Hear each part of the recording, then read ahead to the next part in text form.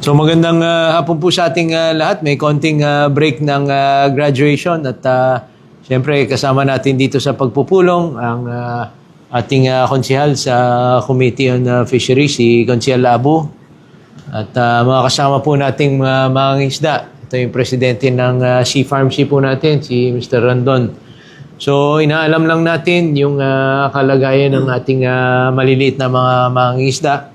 Kasi alam naman natin, very critical. Unang-una, may crisis ngayon at sila yung apektado dahil araw-araw gumagamit sila ng krudo, gasolina para mapamalakaya at mabigyan tayo ng sapat na pagkain. So gusto natin tuloy-tuloy yan. At yun, maraming problema kasi akala ko tumaas yung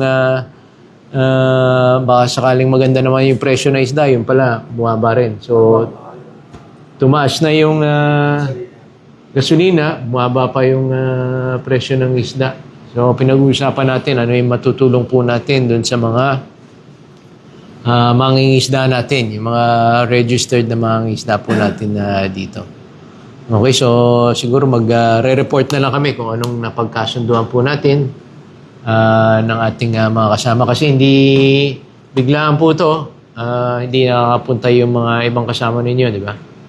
So baka papunta pa lang. So pag natapos po, mag-re-report po kami. Kasi ngayon tuloy-tuloy po yung tulong ng nasyonal dun sa transport sector. Pero syempre dito sa ating lungsod, mahalaga yung mga mangingisda po natin. Yung mga may-ari po ng bangka. Okay, so yan po. Mga kasama po natin. Maraming salamat. Okay, so mag-report na lang po tayo.